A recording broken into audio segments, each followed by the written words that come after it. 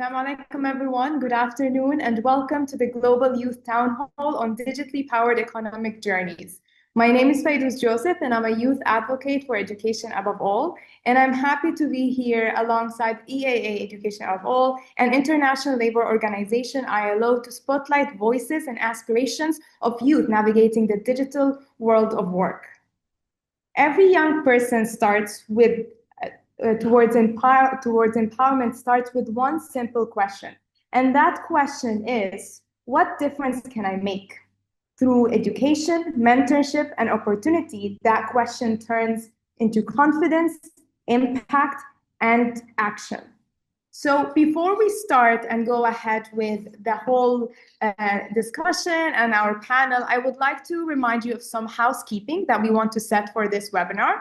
First of all, ensure that your mic is closed unless you're speaking, that it's always muted. We will be choosing people, whoever wants to speak, based on when they raise their hand. So raise your hand if you want to do an interjection, if you want to join into the conversation, or if you have a question.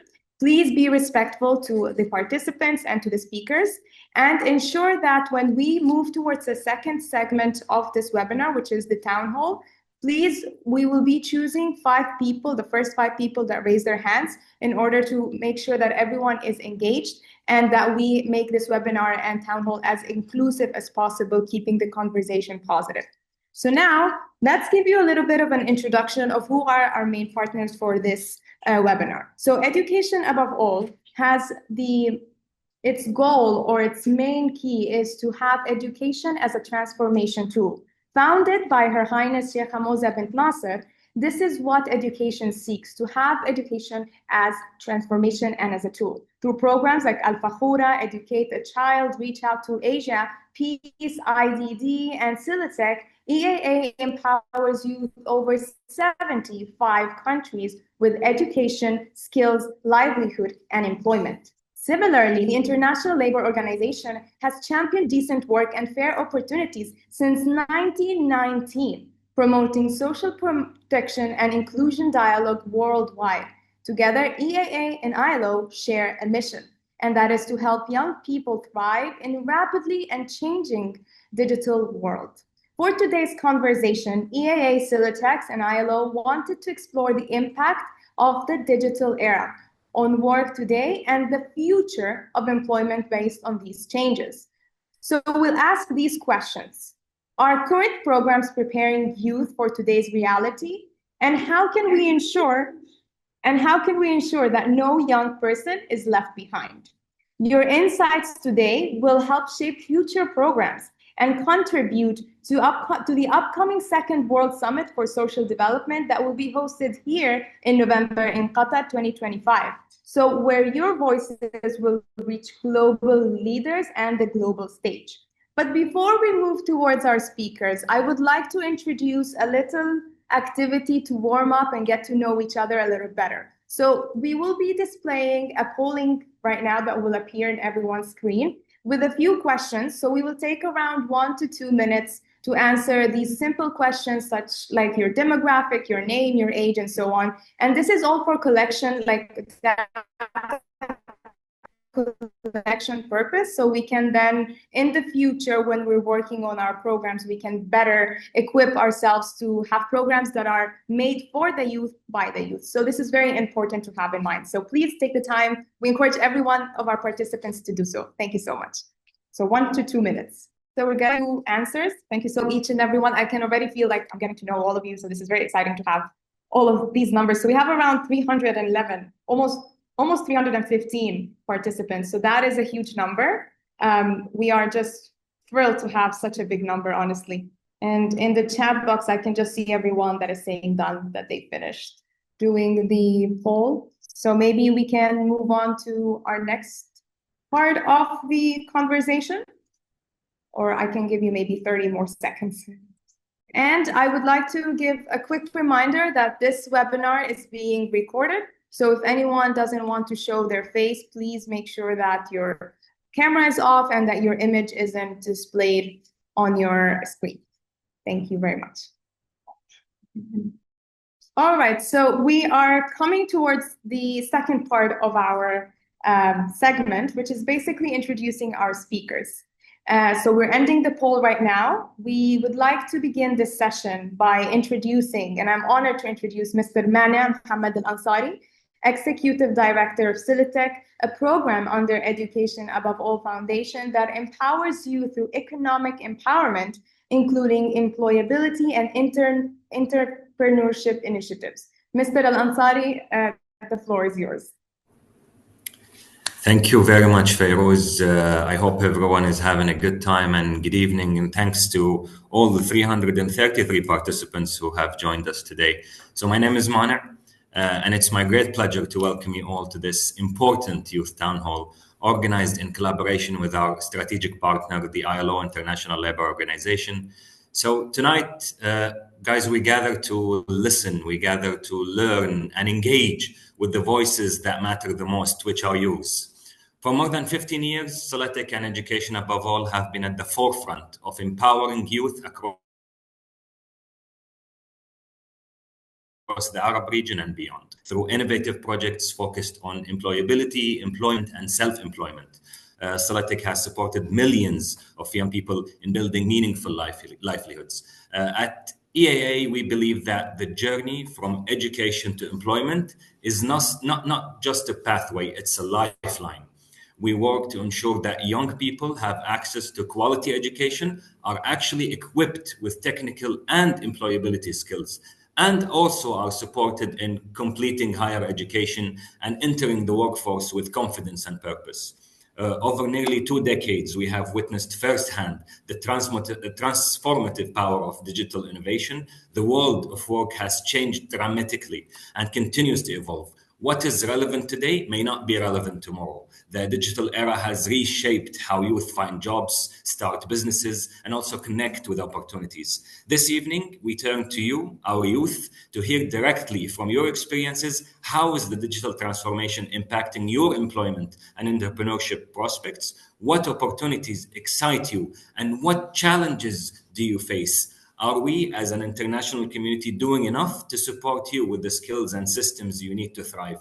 We're honored to welcome an inspiring lineup of young speakers as well, who will share their journeys, and we look forward to a dynamic town hall discussion. Your voices will guide us, your insights will shape our programs, and your participation will ensure that we respond to the real needs of youth today and prepare for the future. Thank you all for being here. Let's make this evening one of a meaningful dialogue, shared learning, and collective action. Best of luck to everyone. Thank you so much, Mr. Mana. This is very inspiring words. We're very excited to also have this conversation, and you actually set the tone for our next activity. We're full of activities today in this webinar. So we have another poll system basically that we will be sharing. And since you mentioned that you want to hear from the youth, we also want to hear about the employment journeys that they have here. So we asked of our participants to basically, write in the poll, what was your journey? What was your experience?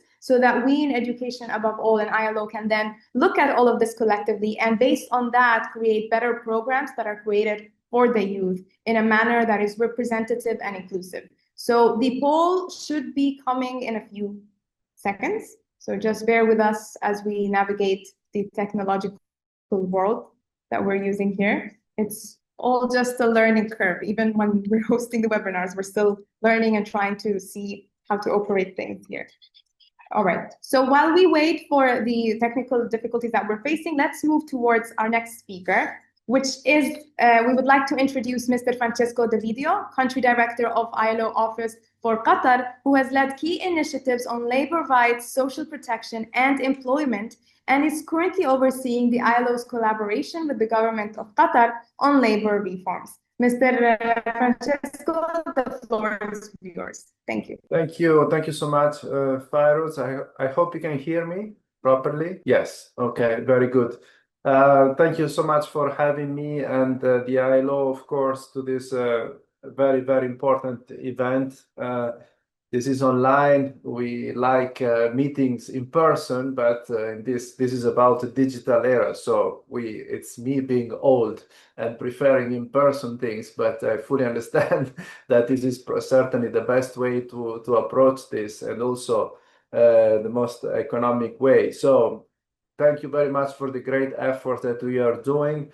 And this is, as Mana was saying before, in collaboration with the EA Education Above All and with Silatech in particular. We are very, very proud at the ILO to be part of this partnership. It's key for us, and I'm glad to see that there are so many participants from all over the world, from very many different regions in the world. This is about youth, and youth opinions matters a lot. And we can design the best employment policies and programs in theoretically, but we need to check with you if it resonates with you, if you have other ideas, if you want to redefine this, because it's very important. The future is yours. You need to see, you need to tell us also how this can, how we can adapt the new policies in trajectories that really intercept your needs. At the ILO, we are very attentive to the youth potential. It's for us, the capacity, the skills of youth are key. We need to make sure that, particularly in the digital area, this works well. And also, we advocate, of course, for not any kind of job. We advocate for jobs that are decent, that are inclusive, and that they provide adequate and equitable access to skills and jobs opportunities. And as I said before, for this to happen, we need your opinion, your views to redefine our strategies.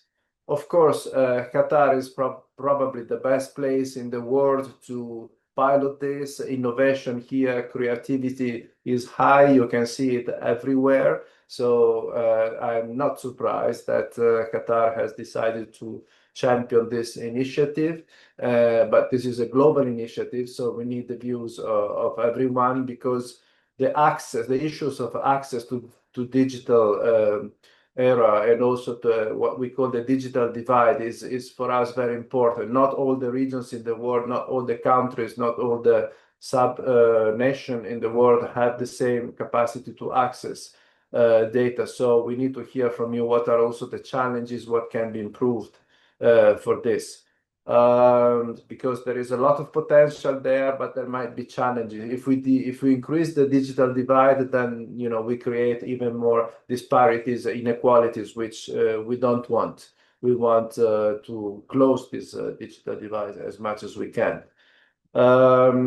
Please also have a look at our flagship report on employment outlook, and I see that my colleague Zainab has just added the link in the chat. There are some suggestions there. It's important to see what are the trends in the world of work. I'm also a parent myself of kids that are now trying to look for a job. They're out there in the world of work, so we know how difficult it is. There is so much out there, but matching the capacity and the skills and the ambition and aspiration of everyone is so important. So without further ado, I'm really happy and honored to associate the ILO and myself to this event, and I wish you a fantastic time. Thank you very much. Thank you so much, Mr. Francesco. Everything you said was very inspiring, and you actually mentioned something that we'll be talking about later on. You mentioned how we want to resonate with the youth, and this is where now we're going to basically steer the gears a little bit and hear from Ahmed Saad, who is a 23-year-old from Egypt holding a bachelor's degree in microbiology from Bena University, and a member of BioTeal, one of the top 10 global projects in the Gen U Youth Challenge, developing eco-friendly alternatives to chemical pesticides. So Ahmed, the floor is yours to hear your perspectives and build on how we can resonate with the youth and how the youth can be involved in these programs. Thank you for the introduction, Ms. Cyrus, and hello everyone. Thank you for being here today. I'm very honored. And I would like to speak today about my journey with BioTeal, how I came up with the idea, how the digital transformation helped me reach this far.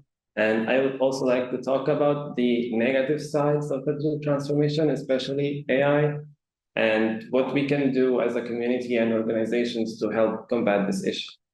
So I'll start with my journey with BioTeal. So this journey started as a graduation project.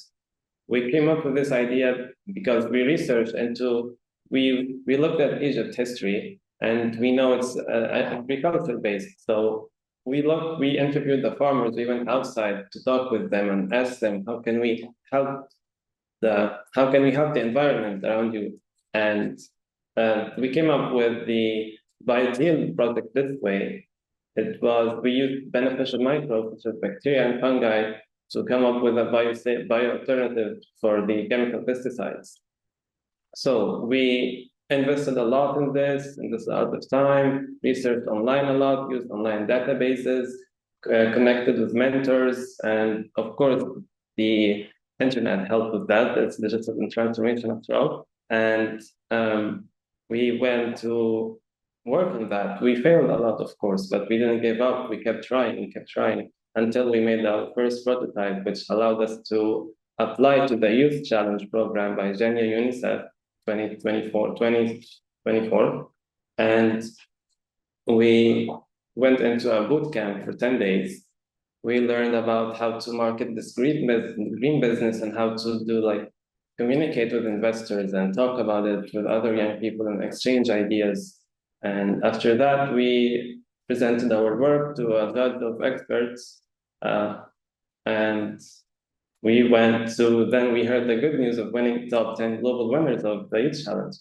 After that, we are currently doing mentorship with Accenture, and we're gonna receive a seed funding soon. It's great news for us, and I can't wait for what's next. And of course, I have to mention how digital transformation helped with this.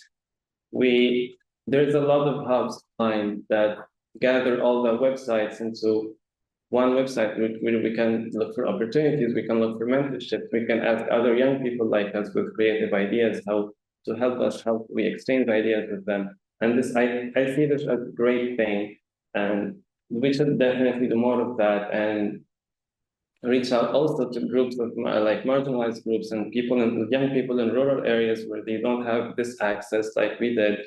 And we should make this equal for everyone, because these are also young people who have creative minds and who can come up with even greater ideas. So I think this is one thing we should do for them for sure. Now, I would like to talk about the negative sides of digital transformation, which I think is more actually. I'll start with AI, which is a great tool, of course. We use it every day. We cannot not use it every day.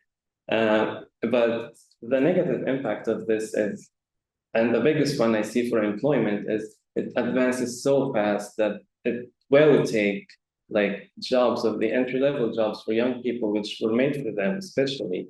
And I see this as a dangerous thing that we have to prevent. Another thing, it has a big environmental impact. The data centers that empower AI, they consume so much energy and water, and they also do noise pollution to people around them, destroys livelihoods. And I think this is something we should urge the governments to look into and try to moderate and add policies to this. We don't have to use AI for everything. We don't have to depend on it too much. The skills, the creativity and critical thinking of us as humans and young people.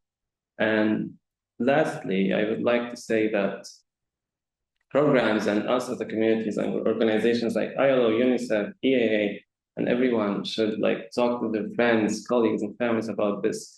Teach them how to use digital access in the right way without depending too much on it, and kill the creativity of the human mind, and just use it for the normal everyday stuff that don't need a lot of thinking of, yeah, thank you. Thank you all for listening. Thank you so much, Ahmed, for the insightful experience that you just brought. You really encapsulated and conceptualized what it means to see the good, the bright side, and also the dark side of digitalization and AI. And that's very interesting, specifically the part that you mentioned about the connection and how we need to be in close connection with the youth, even among each other, so that we can further these strategies and be inclusive with the programs that will come to aid us in this digital world without being dependent on it, but using it to further our experiences and our motivations, basically. So now, before I move towards the next speakers that we have,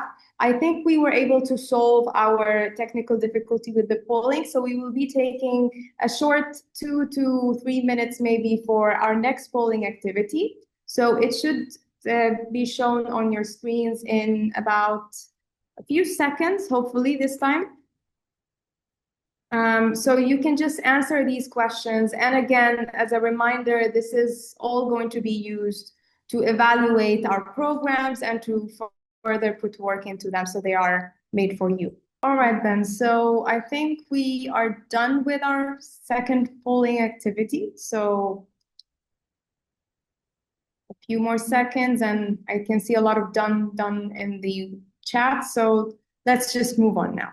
So now I am excited to introduce Ms. Amal Mawafi, ILO Jordan Country Coordinator and Regional Senior Employment Specialist for Arab States, who will be presenting on the status of global youth employment, the progress being made towards SDG 8 on decent work, and the impact on technology on future work. She brings over 20 years of experience advancing youth employment and inclusivity and economic growth across the region. The floor is yours, Ms. Amal.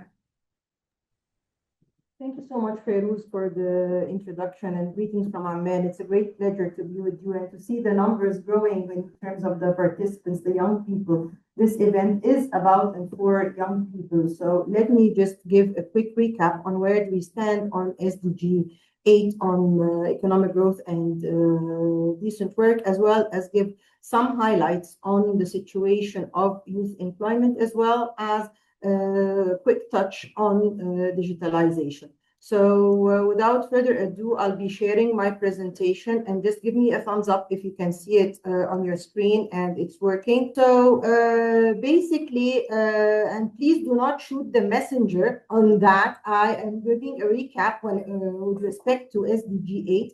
And there was a high-level political forum that did a thematic overview of SDG 8 on economic growth and decent work. And the news is not that good. So on almost all the 12 targets, progress has been stagnant, and there might have been a regression on some of them, with the exception on indicator 8.10 on financial services, which is on track. There are persistent inequalities between regions and gender groups. Also, there is limited implementation of effective policies due to the weak institutional capacities and underinvestment, growing concern over the erosion of workers' rights and job security, particularly among young people and informal workers.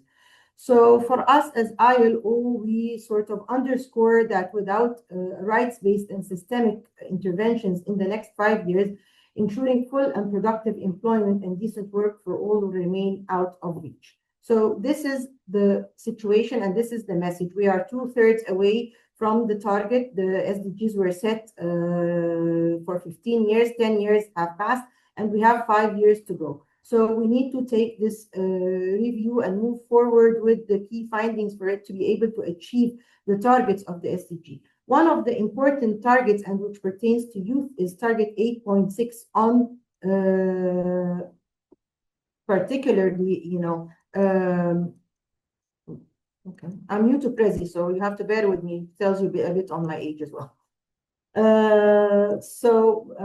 Moving on to target 8.6 on youth not in education, not in employment or training, I would like to sort of take a deeper dive on this particular target because it concerns the people in this virtual space. And I would like to refer to the statistics that I'm putting forward. They are from the ILO's Global Employment Trends for Youth. And I could see that my colleague Sarah Alder has already put the link for this report, which is an important one because it provides us with the statistics. And I always believe that whatever cannot be measured cannot be managed. And we need to look at the numbers to be able to manage them. So on youth unemployment rate, it reached 13%, and this should be a hey moment because this is the lowest level since the global financial crisis in 2008. However, it is not the same story across the globe or across the regions. So there are variations, and unfortunately, the region where I am sitting, and perhaps many of the youth on this call are joining from, Arab states, among others like East Asia and Southeast Asia and the Pacific, have higher rates even compared to the pre-pandemic level. Despite global improvement, some regions are not fully recovering from the pandemic, and structural youth unemployment persists. So let us look at the youth not in education, employment, and training. And here I would like to make a clear distinction between youth who are unemployed, i.e. they joined the labor force and then they are unemployed, or those who have just left their education and are looking for a job to become part of the labor market, and those who are inactive, those who are not part of the labor market. And this is an important category, and these are the hardest actually ones to reach. So let us look at what the numbers tell us, and we find that in 2023, around 20% of young people worldwide were classified as NEET, i.e. representing more than 250 million individuals. That means 1 out of 5 people, young people globally, are in the NEET category. However, this rate is highest in regions like the Arab states and North Africa, where 1 in 3 young people is in this category. And also, this is not uniform across the board. We find that this rate is much worse when it comes to marginalized groups, including women, people with disabilities, young people in conflict or fragile states. As ILO, of course, we encourage countries to integrate youth employment into broader macroeconomic and social strategies, focusing on pro-employment growth policies. And when we speak about pro-employment growth policies, people tend to think that growth is very good for employment. Yes, it is, but sometimes we have seen episodes of jobless growth. So it is very important to have deliberate macroeconomic policies, fiscal, monetary, as well as trade, industrial, and sectoral policies that aim for employment and that target employment at the heart of the policies themselves. Of course, we emphasize the importance in investing in digital and green sectors. This is where the future of work is heading, and we need to harness the opportunities that are there. I'll go into a deeper dive into that shortly. And social dialogue is the bread and butter of ILO. We need to have conversations, informed conversations among government, employers, and workers, but young people have to be part of this conversation. And we always say, youth need to be spoken to rather than spoken of. And we need to make sure that whatever is being discussed on youth unemployment includes youth into those conversations and discussions. Of course, I cannot emphasize the inclusion of vulnerable youth. So many times youth are left out of the conversations, but more so those that are marginalized. I've given a glimpse of who are in those categories, so I'll not go into this again. But also there is geographical marginalization when it comes to the urban-rural dichotomies and what have you. So let me take a deeper dive into what we call a fair digital transition. Digitalization is, of course, reshaping the world of work, and everything else. Entrepreneurship and economic growth are driven by AI, platform economies, and fintech. I'm a mother of a person who is working as a freelancer on one of those platforms, so I know exactly, how this works, not only as an employment specialist, but also as one of the people who has a young person engaged on that type of work as a graphic designer. It provides new employment pathways for the youth, women, and SMEs, especially in developing countries. But I would like to go back to what my colleague Francesco started with, that this comes with also challenges and opportunities. It's not all a rosy picture. there are some areas and policy areas that need to be addressed. So, for example, let's illustrate the double-edged nature of digitalization, particularly on the platform economy. We will note that there are some positive aspects, of course, accessibility to some, not everyone, of course, flexible work models, and global reach. You can reach the global labor market. But of course, there is some frills that come with those positive aspects, like the instability of the income, lack of social protection. And when your boss is AI, it's not that easy. When you're not having a person to really, dialogue and talk to, it's not an easy situation to be in, especially when you have a conflict.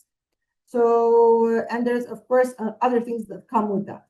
There are so many policy priority areas, but I'll try to sort of summarize into three, which is employment policies. We need to I spoke about them early, but we need to ensure that we promote decent digital work. So not any work on the digital side, but also decent work. Education systems, if you look at the schools in the part of the world where I'm living, are they educating young people to work with and alongside AI? Perhaps and probably not. Social protection strategies need to cover the gig and platform workers, because many of them are left uncovered. And on that, with the ILO, the International Standard Setting Organization, so we are having a double discussion that took place this year and next year on a new standard setting on decent work in the platform economy. So this is a conversation that the ILO is putting forward during its international labor conferences. More important, most important is also strengthening the broadband infrastructure to ensure fairness of accessibility, and as well as algorithmic accountability frameworks to ensure inclusive digital economies for everybody. And I've just put also the Decent Jobs for Youth Digital Skills campaign here, and I would invite everybody to go to the Decent Jobs for Youth and check what they have on the digital economy. A lot of material there from research and from projects, programs, and interventions. So I'm literally promoting for everybody to get more information on this website. And let me end by a call to action with a quote from our Director General, Gilbert Hombo, who says, "Youth must unite for decent work and social justice so that every person can flourish and thrive." Over to you, Fayrouz. Thank you. Thank you so much. Thank you so much, Ms. Amal, for the data that you shared with us. All this information is very inspiring, specifically the quote. I'm sure that all the young people that are with us, and when they're thinking about innovation and how they can integrate themselves in these new environments, they'll be able to take this information, then apply it so they can further their employment possibilities and even contribute to their communities. So thank you so much for the contribution, Ms. Amal. Next, I am pleased to introduce Ms. Siba Ajaj, a Syrian refugee in Jordan and a participant in the AS3 Career Development Program, who now works with Norwegian Refugee Council and runs her own graphic design business. Siba, the floor is yours. Oh, thank you, Fayrouz. Hey everyone, and it's a pleasure to meet all of you. And just to let you know, I will not be able to turn on my camera today because in my work and the internet is not stable, and also it's not allowed to use video here for privacy reason. But my mic is on and I will be following along. My name is Sibajaj. I'm from Syria. I'm 21 years old and I've been living in Jordan since 2013. I'm a pharmacy student and I'm passionate about many things, but one of it and the most important one to me is humanitarian work. And now I'm working as a volunteer with the NRC organization legal department. So about my experience in the program in 2024, I joined the ISA program, the Job Search Club, with the Business Development Center and the ILO. Job Search Club was implemented under the Prospects, a partnership program funded by the Kingdom of Netherlands that aims to improve the access of host communities and forcibly displaced people to education, social protection, and decent work. It also in partnership with government bodies and international organization such as the Ministry of Youth and UNICEF. So the Job Search Club was a 14-day intensive training focused on preparing youth for the job market through career development and soft skills. And actually, I decided to join the program because I wanted to improve my employability and learn how to enter the job market with confidence. As a refugee, I often felt that opportunities were limited, so I saw this training as a real chance to build the skills that could open new doors for me. And now let me talk about the topic of this program and what made this training unique and effective to me compared to the others I attended. Firstly, it included practical exercises, not just theories. We created professional CVs, applied for a job together, and work in teams and support each other. Secondly, the sessions were interactive and engaging with the activities that broke the routine, that keeps us motivated and encourage participants, even with the long hours of the trainings. And we practiced problem solving, teamwork, and professional communication in real life scenarios, including simulation of job interviews and project presentation. Moreover, the program including hands-on activities related to sustainable and green project, teaching us how to apply practical skills in innovative ways. And finally, trainers emphasize persistence and proactive learning. Like hard work never fails. They also advise starting to gain experience even before reaching your dream job and building a skill step by step. So I can say this experience strengthened my professional skills, confidence, and practical knowledge, preparing me to apply what I learned directly in real work situation. And on the other hand, after the finishing of training, I faced one of the biggest challenges for a refugee in Jordan, which is work permits. Even if I had gained strong skills there, and finding a job was still difficult because permits are expensive and complicated to get actually. But instead of giving up, I decided to apply what I learned in other ways. I used my NU networking and communication skills. I connected with NGOs, and eventually I started, as I say, working with the NRC in legal department. And I also used my CV and presentation skills when I applying for a grant from Plan International Organization, which I successfully received. Through that grant, I started my own small home-based graphic design project. And actually, here technology opened doors for me. Here I used online training and digital design tools to start my own small business, even without full access to the job market. But the digital world gave me a space to work and learn independently. So I can say the program helped me in every step from writing my project proposal, creating a professional CV, and presenting my ideas confidently in front of funders, to building partnership and growing my initiative. So for me, this training was not just a short course. It was a turning point. It gave me the mindset and tools to turn knowledge into real action. And that made all the difference, actually. And yeah, that's it. Thank you. Thank you so much, Siva, for sharing your story with us. It's very inspiring. And the part where you mentioned how you didn't just learn theory, but you also learned application, and that then took you to your current job and to getting the grant. Mabruk, by the way, for getting such a inspiring thing. So it all ties together on how we need to really create programs that really blend between theory and application, which I think is very important for the youth and for young people to learn, especially with the ever-changing digital world. I am excited now to finally introduce our last speaker for this first segment in our webinar, Ms. Khulud Al-Shiba, who is Head of Advocacy and Community Development at WISE, a Qatar Foundation alumni, and currently a communication expert who has led key initiatives within Qatar Foundation. She is also the recipient of the Education Excellency Award.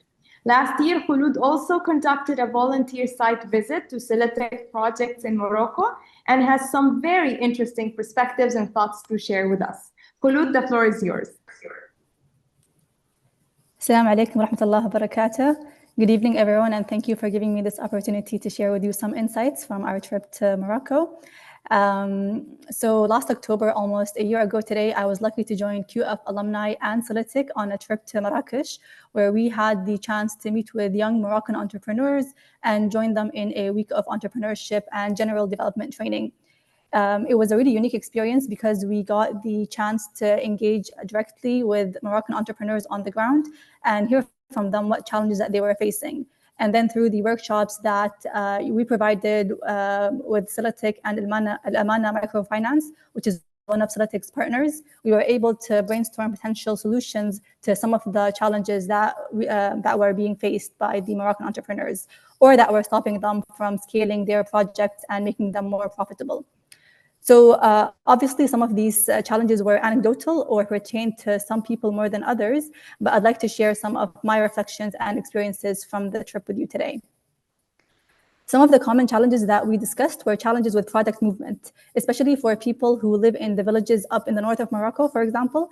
So one of the cool projects that Solitic was supporting was basically a co-op led by a woman from the north. And she worked with talented women who would create various things, clothes, jewelry, bags, etc. And the woman would then sell those items through the co-op. And the founder would also work with stores and other partners to bring some of the products to Marrakesh and other big cities in, across Morocco. I remember speaking to the founder and being completely shocked that they used a different currency in some areas in the north, which was a very interesting fact that I was ignorant to before. But I'm also sure that the different currency also comes with its own set of challenges and requirements for some financial literacy. So truly for some women in the north, the work of this co-op opened up employment opportunities that otherwise would not have been available. And it did so without requiring them to commute to bigger cities to sell their products. So that was one cool solution, but it doesn't really solve the bigger product movement issue. Because a similar issue was discussed with another Moroccan entrepreneur who had a small workshop in Marrakesh where she made very high quality Giftan traditional dresses. And she told us that a lot of her customers come from European companies who reach out to her to design and make uniforms and other non-traditional clothing. But the issue was that they would usually only buy at a lower price that wasn't profitable for her, but she would agree because she needed the income. So it got me wondering about why was that the case? Why was it easier for European companies, as an example, to connect with and know about the existence of Moroccan businesses than it seems to be for other companies from Arab countries, for example? Perhaps it's the language barrier, ironically, because sometimes it's easier for a French-speaking person to communicate with a Moroccan than it is for an Arab who speaks in a very different dialect, which is something that we also experienced when we were there. Or maybe, again, it's the product movement issue, and it just might be logistically easier to move things to nearby European countries than it is to ship to Arab and other countries. I'm not really sure, but it definitely appeared to be an issue for a few of the businesses that we spoke with. And of course, it's not an issue where the orders are coming from per se, but if it's a repeated issue that the entrepreneurs feel the need to sell at prices lower than what they believe the value of their products is, then I definitely think that it's important and valuable to open up new pathways to new customer bases that are willing to support these businesses at more competitive and profitable rates. A lot of the entrepreneurs also mentioned digital branding as a challenge and an area that they wanted to improve in. So some members from UDST and Qatar Foundation alumni that were on the trip provided workshops on how to, for example, use AI and other readily available and easy to use resources online to create websites, enhance photos, create branded material, and so on and so forth. This was great, and it was clear that a lot of the entrepreneurs were excited to experiment with what they learned and put it to practice right away. What I personally noticed and really liked about the Solitic approach was that it really met entrepreneurs at the level that they were at. So while digital branding is, of course, a game changer and a requirement for success for most businesses, some people just don't have the knowledge or resources to properly make use of it. As an example from our trip, one of the women who participated in our workshop, she was illiterate. She was very skilled with her hands, and she made beautiful Moroccan dresses. And through the co-op that I mentioned, she was able to work with people who could take her products and support her make a living out of it. So that's an example of somebody who was able to overcome a big challenge and avoid the need to engage with AI and digital branding tools because she had access to people who were doing it for her. but there are a lot of other people who aren't as lucky. In an increasingly digital world, we need to think about how we don't let certain groups or of people be left out. Entrepreneurs who don't have access to computers or digital devices, communities in the mountains who don't have access to strong or consistent internet, and so on and so forth. I mean, if we in tech-advanced countries struggle daily to keep up with the updates in the digital world, what does that mean for people in less tech-advanced communities and for people who don't have the physical equipment in order to start learning? These were concerns that were also shared with us during our time in Morocco, although there was also another group of youth who were very excited and ready to use all the digital tools that we shared with them. So personally, I think that we need to make sure we balance and support both of these groups, and especially to make sure that one group doesn't lose out on employment opportunities, especially when they're so talented and have so much that they want to offer. So yeah, these are just some of the challenges that we discussed during our trip. And we were a very diverse group of QF alumni from different universities and different areas of expertise. So we did our best to share knowledge and support in different ways during our time there. It was a really unique experience because despite the challenges, we were able to see how Silitic was truly empowering the youth to enhance their skills and make them more employable, and also to remove obstacles that were stopping them from reaching their potential. My final thought before I wrap up is that realistically, most people can't rely on their governments to solve the economic and employability issues that are facing the youth and other people. And so I believe that pockets or communities of success will slowly have to emerge and grow to slowly address these issues. And for that to happen, youth need to be equipped with the minimum skills to navigate the areas that they want to excel in. And that's where I believe the role of entities such as Silitic is crucial. Silitic is planting the seeds of skill and success that then grow into bigger successes. And as QF alumni, it was an honor to support the mission in Morocco, and we look forward to continuing to do so across the MENA region. Thank you all so much. Thank you, Khulud, so much for your perspective, your experience. I think it just ties perfectly with the whole theme of our webinar today about how important it is to meet people with the skill level that they have. And you mentioned this precisely. We might have not been on that trip, but through your words, we felt like we had a tiny piece of that experience. So thank you so much for sharing that with us today in this webinar. I would like to clarify for everyone who's asking questions in the chat that we will have in the end of the town hall a Q&A, so you can address the panelists and the speakers later on and raise your hand to ask these questions. But before we move to our last part of this webinar, which is the town hall, I would like to introduce another activity, another poll activity that we will have. So please take like 2 to 3 minutes to do this last polling that we will be showing on the screen in a few seconds. It should appear anytime now. So it's just, again, for our data collection to be able to curate and create programs that are targeted to the youth and their needs. All right, so as we are going to wrap up so we can move to the town hall, we're going to get those insights that you might have as well for the town hall, where we will be discussing in a more natural, organic way. So let's move to our second part of the webinar, which is the town hall. I would like to be introducing Marwa Khairu, sorry, apologies, Al-Khairu, Head of Planning and Research at the Silitic Program of Education above all, and who has been working on the field of youth development for more than 17 years.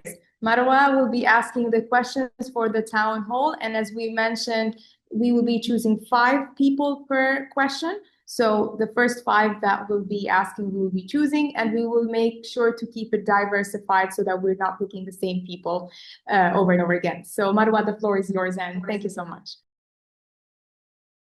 So thank you to Fayrouz, thank you to my Education Above All colleagues and to my colleagues at International Labour Organization. and most importantly, to our impressive lineup of speakers. Everyone did so amazingly, presented such important perspectives, and we are very grateful for this amazing participation. As my dear Fayrouz said, our EAA youth advocate, around 450 participants from all over the world. Insights coming in from Middle East, Africa, United States, Southeast Asia, globally, everywhere. I'm sorry if I missed your region. All of your voices are important, are critical. I want to say a point that Fayrouz said earlier and that I want to emphasize. In a few weeks away, Doha will be hosting the World Social Summit. This is one of the most important events for the United Nations, where we are going to be taking stock of the Sustainable Development Goals and where your voices are going to be heard. So basically, at the end of this town hall, we are going to be summarizing, writing, analyzing everything that you've shared with us, and through a few youth voices that are going to be joining us at an EAA ILO strategic roundtable, we are going to be representing everything that you're sharing with us today to see how we can create better programs, better activities, better interventions that better serve youth populations worldwide, because you are today, you're tomorrow, and you're the future who's going to make this world a much better place than we're seeing it today. So without further ado, I am going to turn and ask several questions. Like Fayrouz said, for the sake of time, we'll take the first 5 hands that come up. We are going to try to circulate between all of you. So if we see a person raises their hand more than once, we'll try to go to someone else to give everyone a fair chance and opportunity to be able to speak. We encourage you to speak. We encourage you to say whatever you want to say. We encourage you to be critical and don't hold back. We're here to be honest. We're here to talk. We're here to say it how it is, because in the end, we want to do what's better for everyone. And with that, I will turn to the first question. Oh, and then one other thing, if you do not have a chance to participate by audio, we will please write your chat in the chat, and we're going to be tracking the chat right there. And we'll answer any questions, like Fayrouz said, towards the end of this webinar. We have about 30 minutes of the webinar left. We might go over about 5 minutes. I'm sorry, we don't want to make anyone longer, but because we want to make sure we capture your voices towards the end of the webinar as well, as so many people have joined us. So we have heard from ILO, we have heard from EAA, we have heard from all of you who have participated in different programs. Before we get into the critical part of all of this, we want to be able to talk to you about what has worked. We heard a little bit from Khulud, we heard from Ahmed, we heard from Siba. They explained what's been going well. But from the rest of you in different parts of the world, can you tell us in a sentence or two what has been going well for you in these different employability, education, and employment programs? We'll take the first 5. Over to you. Yes. Yes. Can you hear me? Yes, Ashwil, can you just guide us, as we are in the blind? We can't see what you're seeing. Are you getting a box that says unmute? Yes, I'm already unmuted and I can speak, yes. Okay, perfect. So my dears worldwide, you should, as we say, ask to unmute. You should be able, you get a box in front of you that says unmute. So when you get that box, click on it so that you're able to say and we can hear you. So Ashwil, I hope I'm saying your name correctly. The floor is yours. Yes, so thank you so very much. My name is Achil. I'm working as a Migrant and Youth Engagement Officer at IOM. So I just wanted to give you example based on where I'm working or what we do in IOM, just an example of your question. So basically, with us, one is just skills development and vocational training. So we organize training program tailored to market needs, like for example, the digital skills, green job and construction, and green jobs maybe in construction and hospitality. And then the other thing is just to partner with local institutions to satisfy skills and improve employability. Like for example, we are partnered with different organizations like ILO and different organizations. Maybe the last example would be just entrepreneurship support, where we provide seed funding or micro grants for youth-led business, or for mentorship and business development services. Like for example, in Kenya, we have this mentorship program where we provide basic entrepreneurial skills and give small grant so that the youth can can have their own business or establish their own business in different part of Kenya. And also, we also have digital literacy. Like for instance, in South Sudan, we have a hub whereby we train, the population in South Sudan is actually like, I think 80% or 60% literate. So what we do is we offer like numerical,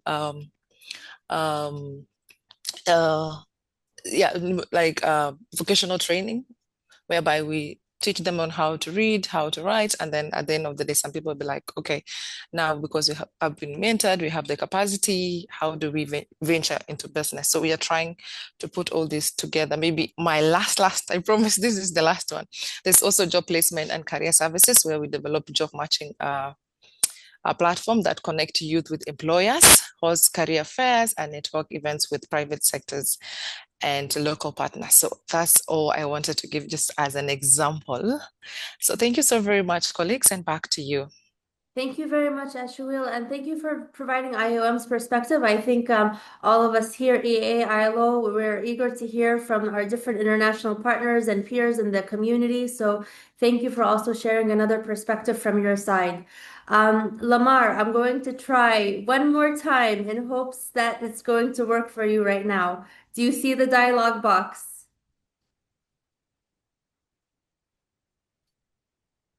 Okay. I will go on to patience. Patience in hopes that it could go for you one more time. Are you able to see the dialog box?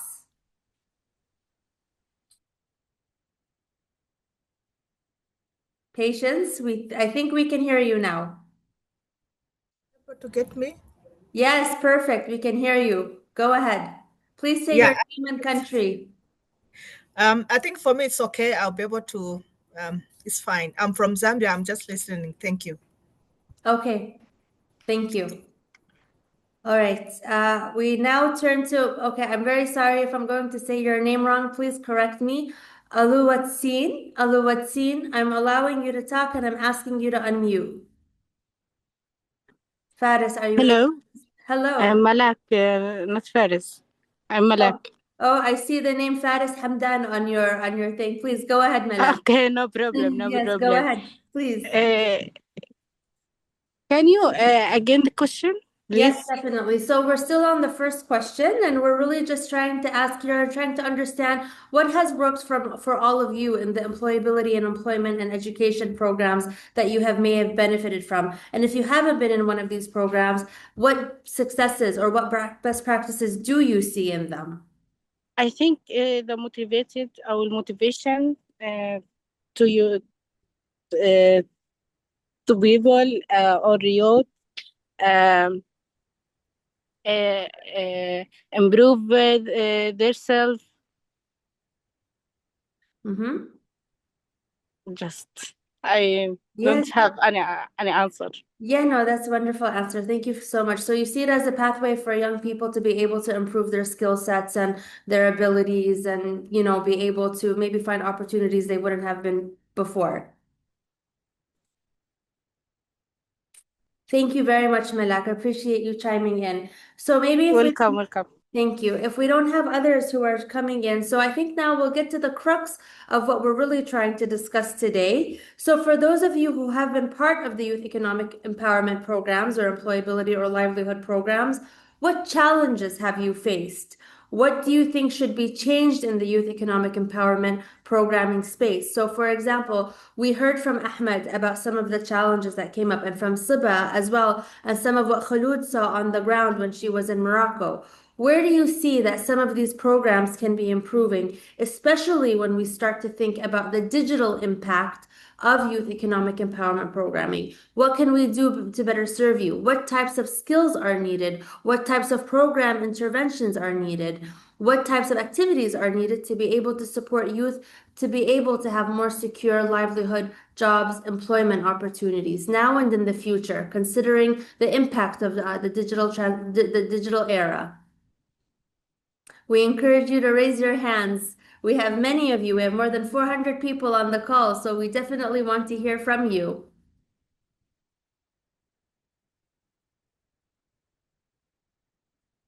I still see some of the same hands as before. I'm not sure if those are new or old. If you do not want to speak, then we definitely encourage you to leave your perspectives in the chat. The question, Mayar, you're asking. So now as we're looking at different projects that are supporting the economic empowerment of young people, the employability of young people, the education of young people, what hasn't been working? How can programs, for example, that are implemented by Education Above All or ILO or other partners, how can they better serve you? What types of skills are needed? What types of resources are needed? What types of access is needed? And how can we do a better job in implementing programs that can better serve those needs, especially considering the impact of the digital era on livelihoods and on the future of work? See that we have Fawzia Sharabati. Fawzia, if you could please ask, unmute, Fawzia. Hi. Hi, Fawzia, how are you? I'm good. How are you? Good, good. We look forward to hearing your perspective.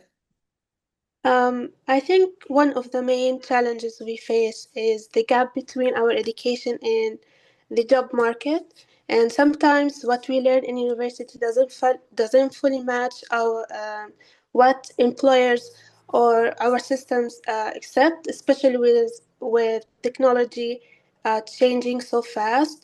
We also face limited access to opportunities and mentorship, particularly for young people in the developing regions.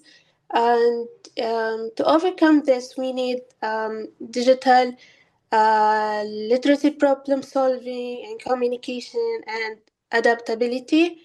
And I also think that along with skills, we also need the right resources, access to affordable digital tools, stable internet, laptops, online platforms is very essential.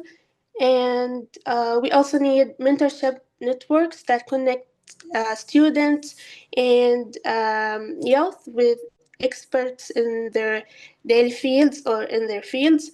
And we need more practical training opportunities. And yes, that's it. Fawzia, thank you very much. I mean, that's extremely critical. I mean, you gave us a very good list to work with and to think through.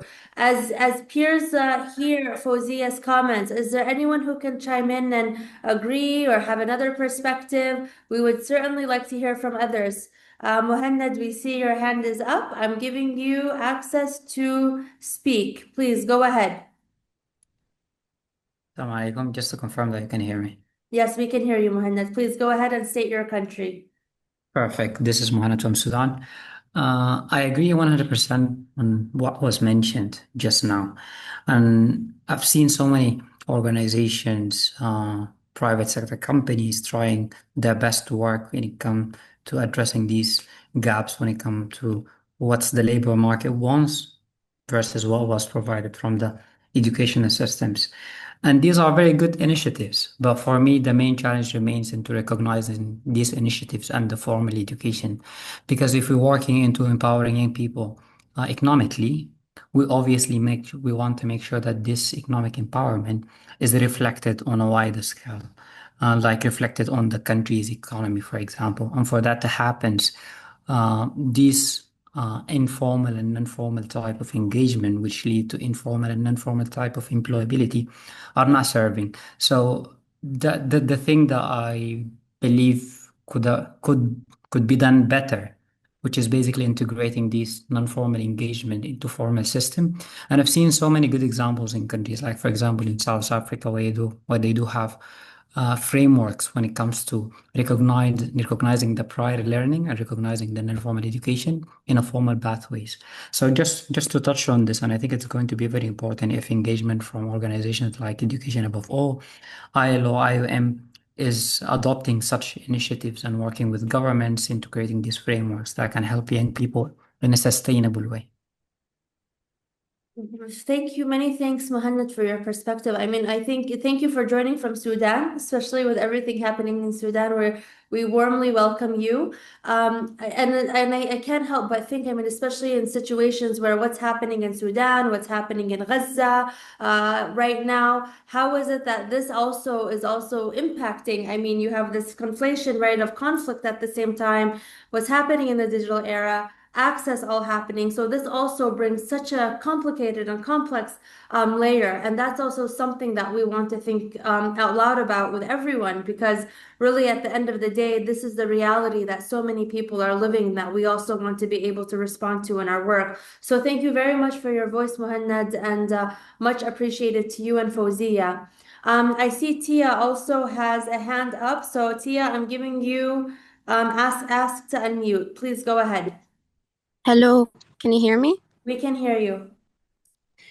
Yes, so I'm a Palestinian refugee in Lebanon, and the main issue I see is the fact that most job opportunities tend to favor the better educational, like universities. So there's a very wide gap in quality of education in Lebanon, and this translates to the class divide because better quality education tends to be more expensive. I'm a scholarship student at AUB, one of like the best universities, the best university here. So I got to have this opportunity to know about this program, for example, but other people in my community may not have an access to this opportunity. So basically, to lessen the gap between this problem, I think it's important to allow the lower class to have the opportunities, to have access to such opportunities in a wider range. Yeah, thank you very much, Tia. We're so many thanks for bringing this perspective. I mean, so much of the work that we try to do is to bring in inclusivity with different communities, and having your critical voice, your positively critical voice to come in and tell us, you know, that we can do even better on that, I think is really important for us. So thank you for bringing the perspective of the socioeconomic, of the different demographics that we're working with.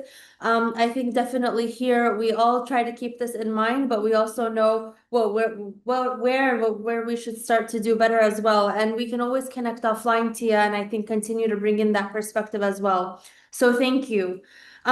Just in the interest of time, I would really like to go to some of the core areas around how can we make youth programs more relevant to your needs, and especially considering the trends that are changing in the digital world, especially considering things like AI. What can we do to be able to better serve you in your career paths, in your employability pathways, in gaining a job?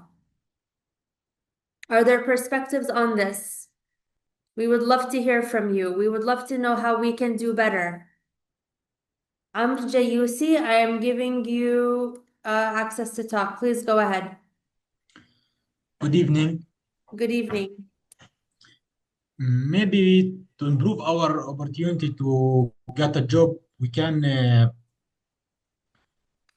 you can practice us very well to get us. Can you say that again, Amr?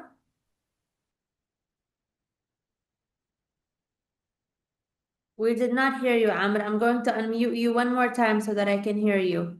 Can you say that one more Sorry, time? the mic was wrong. Okay. Okay, maybe you can give us more like practical opportunity. Yes. Can you give an Improve our example? skill. Can you Yes. give an example? Like what the Qatar connection do before to us. Okay. Okay.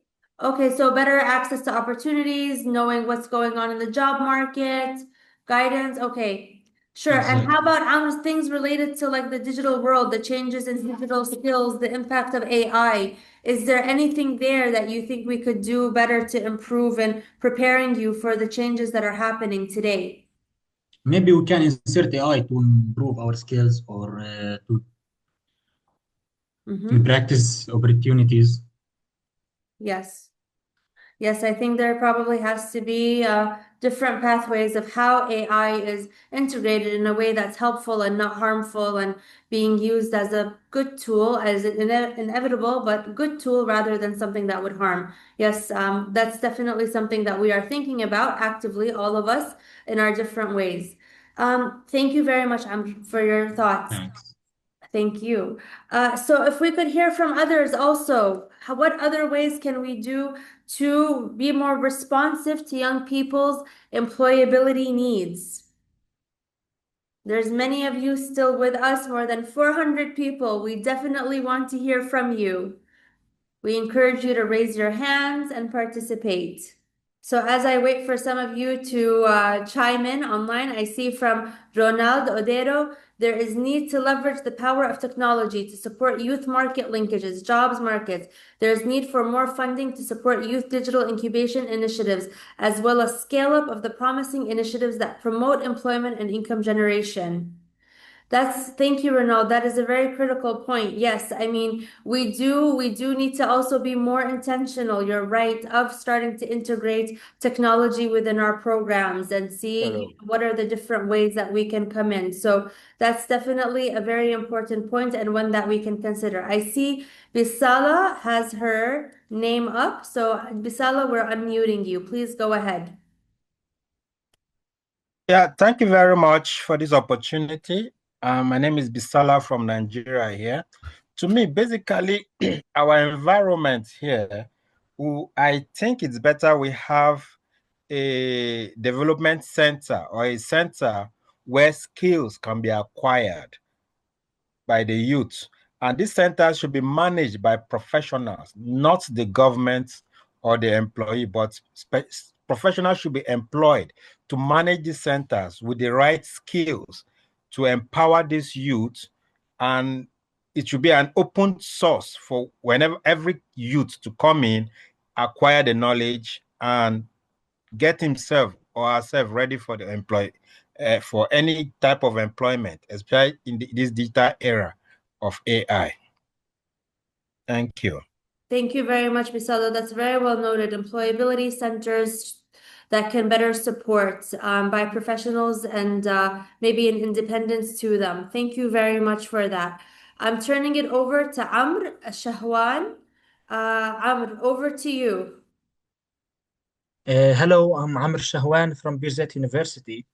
I think to answer your question, the most important thing is to make influencers people and use applications like TikTok, Facebook that the youth usually use to influence the youth or the young people to make them familiar with AI tools or an educational possibility, let's say. And thank you, please. Thank you. Thank you very much. So leveraging technology to support with more technology. I think that's what I'm hearing, and it's a pleasure to have you from Birzeit University. Thank you very much for your perspective. I will turn it over to Rowa Gadala. Go ahead, Rowa. Hello, I'm Ra'a Abdullah from UDST here in Qatar. So I think one way of like leveraging AI, it can be utilized for quality improvement ideas, for analysis for businesses. Just like to give layout of how to improve the systems, analyze some data sets. But for customer service and other skills, I think that AI cannot be utilized. So some programs should like help with giving skills for the utilization of AI, especially with people who have like limited access to the internet or like does not have enough skills. So introducing them into the use of AI, because now the market is going into AI utilization, and it will be one of the requirements when you are applying for any job. So being competent in leveraging AI should be one of the core skills. Okay. Thank you for sharing that. That's an interesting perspective, Roa. You know, the AI literacy, I guess you can say. and how we need to start thinking about that. I know Ahmed Saad, our participant from the beginning of this, spoke about the positives and the negatives of AI and how to leverage AI. So I think it's also about that discussion around how is it that we can look at both ends and make sure we're intentionally integrating it in a way that is helpful, but also doing no harm to all of the young people's minds. So I'm just trying to see if there's any other hands that anyone else would like to participate. I'm cognizant of time. We're at 5:30. We said that this would be an hour and a half. We touched on our three of our core questions, not all of them, but the three core ones. I'm looking at one more comment from Abdul Rahman. I think the problem here in Palestine is the mismatch between education and labor market needs and the restricted movement and instability. Also, in some places like Gaza, there is limited access to digital infrastructure. For the solution, Palestine is a special place. Well, indeed, thank you very much, Abdurrahman. You know, we definitely hear you. Our hearts are with the situation in Palestine, and we definitely believe that as we create and develop different projects, we definitely do need to look at all conflict settings in order to ensure that they are responsive to the needs and the realities that are on the ground. So that's definitely something that we have and that we think about. We also see from Bisala, thank you very much for talking about the capacity of teachers. So I'm looking at environment. So we're not only looking at individuals, but we're also looking at environment and supporting people around.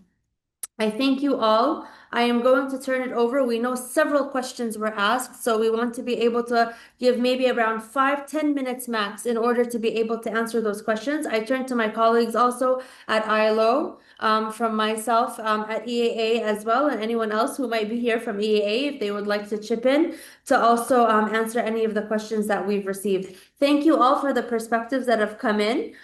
We are definitely going to take everything that was written and everything that was said and take these away with us, both in terms of our programming and also into the future as we look at future design into programs. We're also very happy that even at an hour and a half, we have 400 people with us. So thank you very much for your attention. I'll turn it back to Fayrouz. Thank you very much, Marwa. That was such an interesting and insightful discussion.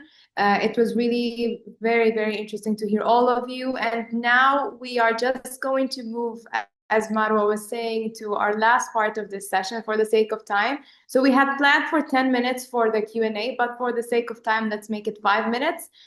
We want to continue this discussion, and we want to remind you that for those that missed the polling questions, we will be sending a form after the webinar through your emails for all the participants, so you can also have it there and you can fill it with more time and more ease. So do not fret, your thoughts and your ideas will be heard by EAA and ILO. So now, as Marwa mentioned, let's just open the floor for the questions. You can direct it to the public or to specific speakers that that were speaking here with us today. So, you know, just go ahead, raise your hand, and Marwa will be able to unmute you, and we will have a discussion there.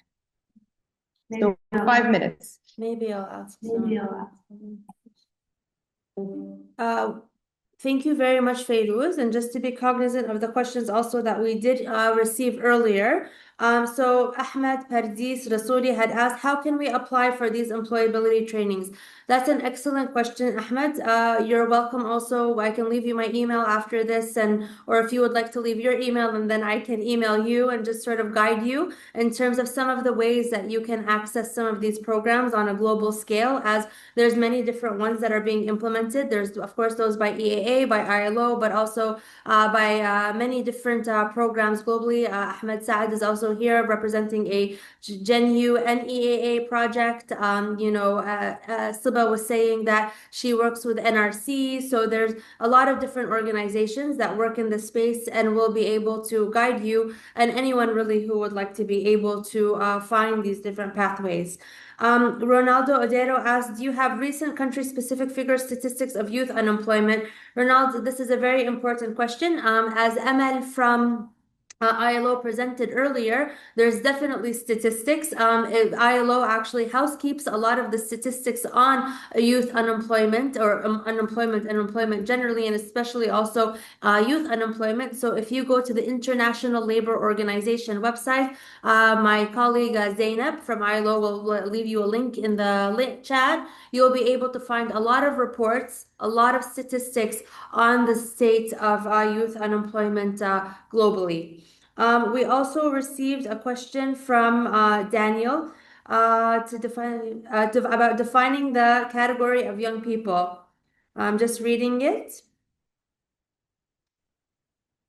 Yes, so yes, that's a very good point, Daniel. So Daniel is asking about how is it that we define young people? So for us, the way that we usually define young people really is country specific. In different countries, different socioeconomic, social, economic, political issues really impact the way that we think of what young people are when they're able to enter education, when they're able to start their livelihoods, when they're able to start their families.